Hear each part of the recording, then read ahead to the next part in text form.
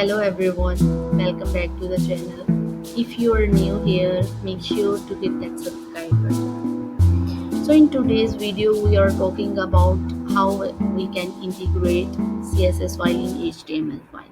Last class में हमने CSS का इंट्रोडक्शन देखा था कि CSS क्या है, बेसिकली कैस्केडिंग स्टाइल शीट है, ठीक है, और उसमें प्रॉपर्टीज़ यूज़ होती हैं, सेलेक्टर्स यूज़ होते हैं और वो हम HTML के एलिमेंट्स के ऊपर अप्लाई करते हैं। उसको अप्लाई करने के कुछ रूल्स हैं, ठीक है, जो कि हमने डिस्कस किए।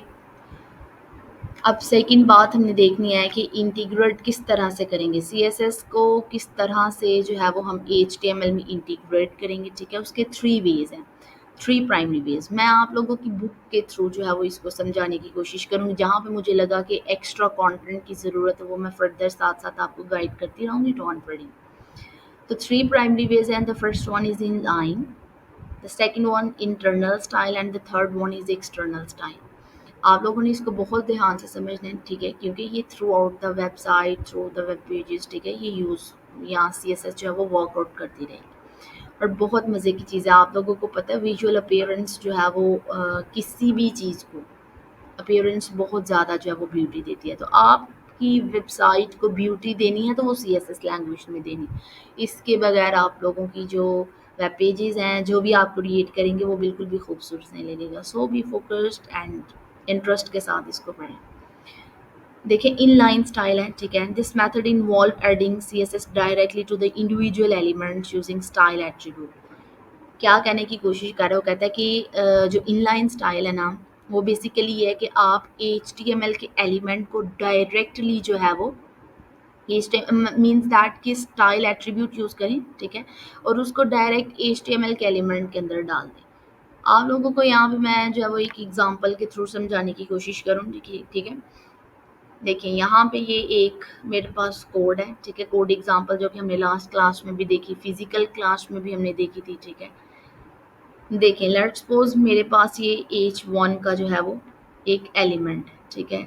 इनलाइन स्टाइल की बात कर रही हूँ, ठीक है।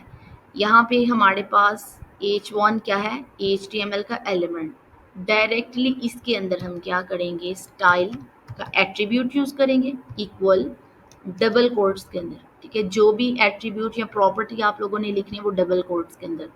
लेट्स सपोज कि मैं हेडिंग 1 का मीन्स हेडिंग 1 का कलर जो है वो मैं ब्लू करना चाह रही हूँ, ठीक है। तो कलर सिलेक्टेड है, ठीक है, और रेड उसकी डिक्लेरेशन, रेड कर दें, ब्लू कर दें, ठीक है, वो आपके इंटरेस्ट के अकॉर्डिंग है, जो भी आप जो है वो डालें। और इसको क्लोज किसके थ्रू करना है, डबल कोट्स के थ्रू, ठीक है। इसको हम सेव करेंगे, ठीक है। हमने किया क्या, इसमें कि स्टाइल का एट्रीब्यूट यूज़ किया है, ठीक है।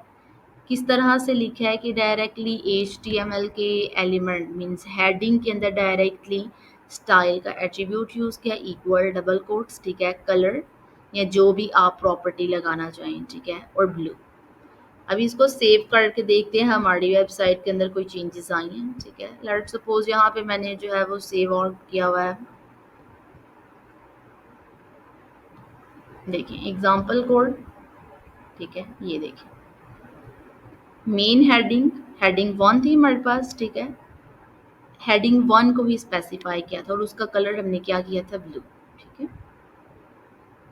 फर्दर इस तरह से हम देखते हैं, यहाँ पे देखें, कहता है कि ये जो मेथड है ना इनलाइन स्टाइल का, ये बहुत ज़्यादा मेंटेनेबल है, ठीक है। आप मतलब इसको इजीली कर सकते हैं, ठीक है। अगर आप कहीं भूल भी जाते हैं तो आप इसको इजीली जो है वो यहीं पे स्पेसिफाई कर देते हैं। दूसरा मेथड हमारे पास इंटरनल स्टाइल का है, ठीक है। CSS can also be included in the head sections of an HTML document using style का टैग यूज़ करेंगे, ठीक है। जिस तरह से हमने P का टैग यूज़ किया, इमेज का टैग यूज़ किया, ठीक है, पैराग्राफ का टैग यूज़ किया, इस तरह से हम हेड सेक्शन के अंदर स्टाइल का टैग यूज़ करेंगे, ठीक है। किस तरह से करेंगे ये भी हम एक एग्जांपल के थ्रू समझते हैं, ठीक है। यहाँ पे देखें ये हमारे पास हेड सेक्शन है, ठीक है।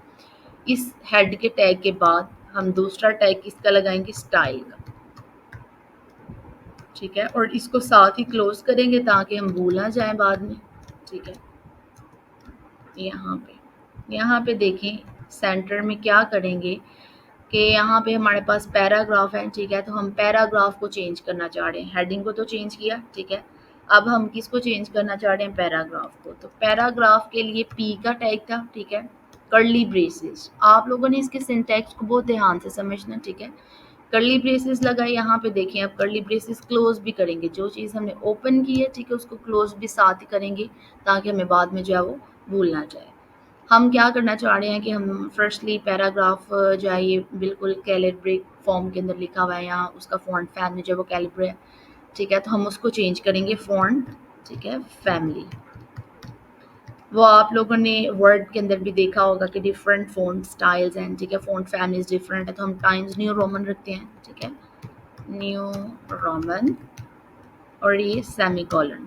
फिर हम जो है उसका फ़ॉन्ट स्टाइल इटैलिक करना चाह रहे हैं, ठीक है, इटैलिक मीन्स ये कि जो हमारी लेटर्स लिखे हैं वो थोड़े से तिरछे दिखें, ठीक है, तो उसके लिए इटैलिक यूज़ करेंगे। इसके अलावा हम पैराग्राफ का कलर जो है वो चेंज करना चाह रहे हैं, ठीक है, तो कॉलन, ठीक है, और हेडिंग हमने ब्लू रखी थी, ठीक है, तो हम इसका कलर जो है वो क्या रखेंगे, रेड। यहाँ पे हमने करली ब्रेसेस भी क्लोज किया और स्टाइल का टैग भी यूज़ किया है, तो देखते हैं हम कि वेबसाइट के अंदर चेंजेस हुई हैं कि नहीं। इसके लिए आपको ज़रूरी है कि इस फाइल को सेव करना होगा, ठीक है, और वेबसाइट पे जाना होगा।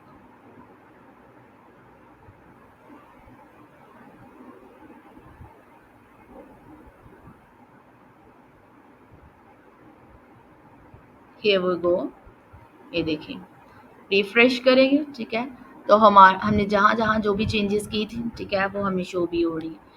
यहाँ पे हमने ये वाला जो मेथड है, ठीक है, ये मेन टाइटल जो हेडिंग 1 आपको दिख रहा है, ये हमने इनलाइन स्टाइल से किया है, ठीक है। जो सेकंड वाला है ये वाला, जैसे कि पैराग्राफ का टैग, पैराग्राफ जो है वो चेंज हुआ है, ठीक है, ये हमने किसके थ्रू किया था, इंटरनल स्टाइल के थ्रू, ठीक है, तो हमने उसको थोड़ा सा जो है वो इटैलिक किया था और उसका कलर रेड किया था। तो आप लोगों को डिफरेंस यहाँ पे क्लियर जो है वो वाज़ह नज़र आया होगा कि इनलाइन स्टाइल को हम जो है वो डायरेक्ट HTML के एलिमेंट में यूज़ करते हैं और इंटरनल स्टाइल को हम हेड सेक्शन के अंदर स्टाइल का टैग यूज़ करते हैं और उसके अंदर फर्दर अपने एलिमेंट को जो है वो स्पेसिफाई करते हैं। इसके अलावा एक थर्ड मेथड भी है जो कि हमारे पास है एक्सटर्नल स्टाइल का, ठीक है, एक्सटर्नल स्टाइल्स क्या है आप देखें, एक्सटर्नल स्टाइल, ठीक है, यहाँ पे ये एक्सटर्नल स्टाइल जो बेसिकली है ना वो बहुत ज़्यादा एफिशिएंट मेथड है आपके लार्ज प्रोजेक्ट के लिए। अगर आप बेसिकली कहना चाह दे ये कि बहुत बड़ी एक वेबसाइट बना रहे हैं, ठीक है, आपके पास मल्टीपल फाइल्स हैं, ठीक है, HTML की मल्टीपल फाइल हैं, CSS की मल्टीपल फाइल्स हैं, ठीक है, तो उसके लिए बेटर मेथड ये होता है कि आप एक सेपरेट जो है वो CSS की फाइल एक एक्सटर्नल बनाएं, ठीक है, उसमें क्या करेंगे आपके डिफरेंट स्टाइल शीट्स बनाएंगे, ठीक है, और उनको सेपरेट जो है वो बनाने के बाद उसका लिंक आप HTML की फाइल के अंदर डालेंगे, ठीक है। इसको लिंक करने का मेथड क्या है आपके, आप हेड के सेक्शन के अंदर जो है वो इसका एड्रेस डालते हैं, ठीक है, इसके एड्रेस को लिखेंगे किस तरह से, फर्स्ट ऑफ ऑल ये देखिए आप लिंक, ठीक है, और ये एक ही है, ठीक है, लिंक का कोई भी क्लोजिंग टैग नहीं है, लिंक एक ओपनिंग टैग है, ठीक है, ये देखें आप, इसका कोई भी क्लोजिंग टैग नहीं है, ठीक है, और ये REL इज इक्वल्स टू और डबल कोट्स के अंदर उसने स्टाइल शीट्स, REL बेसिकली किस चीज़ का जो स्पेसिफाई कर रहा है, ये रिलेशनशिप को स्पेसिफाई कर रहा है जो कि CSS की स्टाइल शीट के अंदर है, ठीक है, और HTML की स्टाइल शीट HTML की फाइल में जो है वो बनेगा, ठीक है। अब ये इन सिंपल वर्ड्स अगर मैं आप लोगों को बताऊँ तो जो स्टाइल शीट है ना, ये HTML की फ़ाइल में किस तरह से हम जो है वो CSS को लिखेंगे या किस तरह से CSS उसको स्पेसिफाई करेगी, तो ये उनके दरमियान की रिलेशनशिप को जो है वो स्पेसिफाई करें। HREF जो है एड्रेस को, ठीक है, URL को स्पेसिफाई करता है कि स्टाइल डॉट CSS, ठीक है, इसमें आप अपनी फ़ाइल का नेम, ठीक है, डॉट CSS एक्सटेंशन के साथ सेव करेंगे, ठीक है, और जहाँ पे HTML की फ़ाइल पड़ी हुई है वहीं पे आप जो है वो CSS की फ़ाइल भी रखेंगे, ठीक है, देन जाके वो उसके एड्रेस को जो है वो रीच आउट करेगा और वर्क करेगा। Style dot C S S means that कि जितने भी सी एस एस के रूल्स हैं या जितने भी प्रॉपर्टीज़ आप लोगों ने स्पेसिफाई की हैं, इधर वो हेडिंग के ऊपर की हैं, पैराग्राफ के ऊपर की हैं, या फिर बैकग्राउंड का इमेज डाला है, ठीक है, वो सारी चीज़ें जो वो इसके थ्रू इसमें स्पेसिफाई होंगी, ठीक है। और वो जिस जहाँ पे पढ़ रही है HTML की फ़ाइल, वहीं पे CSS की फ़ाइल रखेंगे तो ही आप लोगों का जो है वो ये सक्सेसफुली वर्कआउट करेगा। यहाँ पे डेवलपर्स जो है वो क्रिएट करते हैं विजुअली अपीलिंग को, और बहुत ज़्यादा इस मेथड के थ्रू एक वेल ऑर्गेनाइज्ड वेब पेज जो है वो क्रिएट करते हैं, जो कि यूज़र के एक्सपीरियंस को बहुत ज़्यादा जो है वो इन्हेंस करता है। ये 3 मेथड्स हैं जिनके थ्रू डेवलपर्स एक वेल ऑर्गेनाइज्ड वेबसाइट बनाते हैं, जो कि हम हर एक डिवाइस पे यूज़ कर सकते हैं, ठीक है। इधर आप जो है वो उसको सेल फ़ोन में यूज़ करें, बनाएँगे आप कंप्यूटर के ऊपर, लेकिन आप जो है वो आप लोगों ने देखा होगा कि आप किसी एक वेब का जो है वो लिंक ओपन करते हैं, लेकिन उसका व्यू मोबाइल में भी बहुत अच्छा आ रहा होता है। तो ये बेसिकली किसके थ्रू होता है? CSS के थ्रू, ठीक है। उसकी प्रॉपर्टीज़ आपने बहुत अच्छे से लगाई हैं, ठीक है, उसको उसका लेआउट बहुत अच्छे से ऑर्गेनाइज किया हुआ है, ठीक है। तो आई होप कि आप लोगों को जो है वो समझ आ गई होगी, ठीक है। If you have any Curie then feel free to ask me in comment section. Stay blessed and focused. May Allah bless you. Allah Hafiz.